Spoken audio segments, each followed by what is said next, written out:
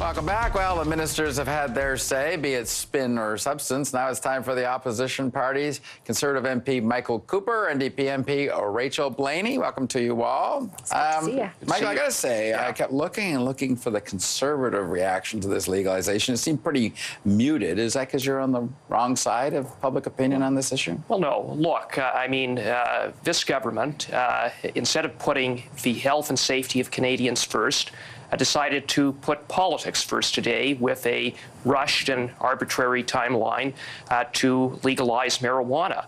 And quite frankly, based upon what came out of today, there are more questions than answers. The Liberals have not explained how legalization is going to make it safe for our kids, make it safe for motorists, make it safe at workplaces.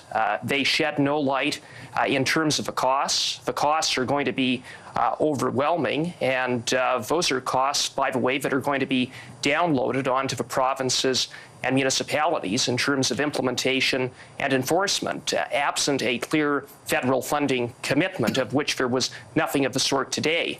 And moreover, we didn't see any indication that the government has any kind of strategy to work with the provinces and municipalities. And in fact, what we saw today is what Justin Trudeau always likes to do, which is to take the easy way out, to say he kept an election promise, and meanwhile say to the provinces and municipalities, you do the hard work, and by the way, you pick up the tab. Well, hold on. I mean, before I go to your raise, I want to talk to Michael about this one. They did come down with some potentially extremely punitive penalties for people who implicate children or sell to children or deal with children on a cannabis-related thing. There's certainly boosting roadside testing. So how are they not trying to control this and keep it away from kids? That sounds like and off the roads. They provided no clear funding commitment for roadside testing. I mean, every police department across Canada is going to have to purchase new equipment. Every police department is going to have to train police officers.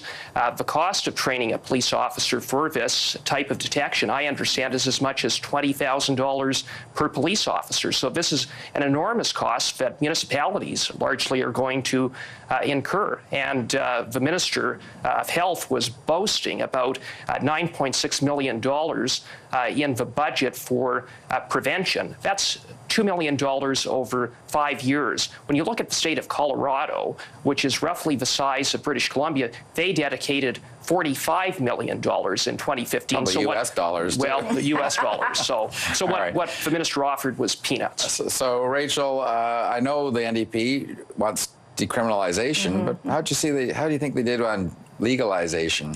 Well, again, look at how long we've had to wait. So we waited 18 months for some sort of legislation to be presented. He says it's rushed. You say they waited too long. I'm going to oppose him here, but and now we're downloading this, and that's what we're seeing is they're totally downloading this onto the provinces. And I saw Rachel Notley's already spoken up and said, to get this done in the timeline they've given us is just, we don't even know how that's going to happen. So, and I think decriminalization is such an important step because right now we know that the young people are targeted. Racialized Canadians are targeted.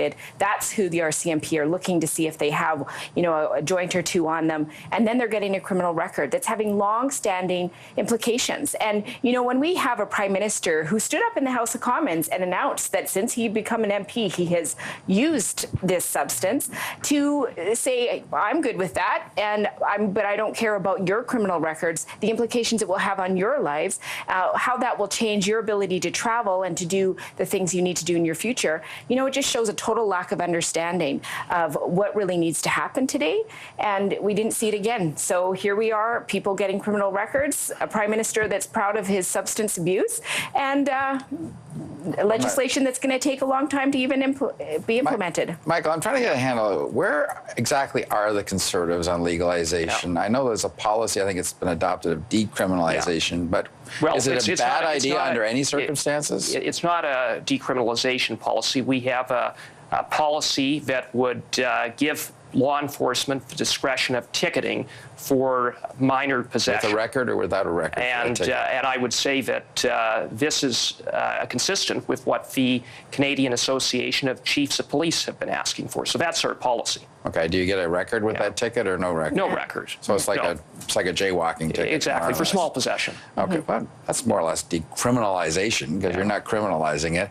I mean, where do you think this has to go to be improved? Like, I mean, there's you're right to say the provinces are being handed all the hot potatoes here. They're being handed all the hot potatoes, and I think the municipalities across Canada have held a lot of those hot potatoes, ever since the election happened and people thought, great, we have a prime minister that's saying legalization, let's all join the game. And so, this has just been downloaded onto provinces and municipalities ever since the election. The timeline is ridiculous.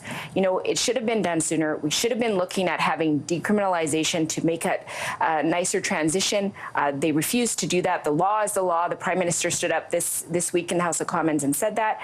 What we'd really like to see is some real leadership from the federal government, some real opportunities to get that tax payout, make sure that we're funding programs that help people, that also, let's look at focusing on healthcare. We keep hearing about how much we need in healthcare, all of the concerns about that. Why aren't we looking at this as a system that's going to really help the health and well-being of people in Canada? Quick last point from you both. Sort of an add-on to this bill was one on dealing with drunk drivers, basically saying that the police no longer have to even have a suspicion that you've had a drink. They can make you blow into a breathalyzer if you're stopped for a traffic ticket. Where do you sit on that? Is it a good move or not? Well, it's there's no doubt it's going to be challenged, and I would say at this point it's constitutionally questionable as to whether it will stand.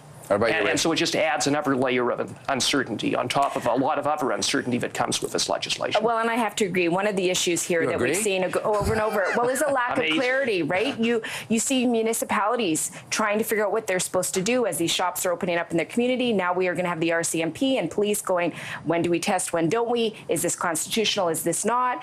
We were hoping for clarity today. I think all Canadians were saying today's the day we're finally going to understand what the heck the next steps are. Now we don't know again. All right. Little haze over the hot discussion. All right. Thank you both. Appreciate it. Thank you.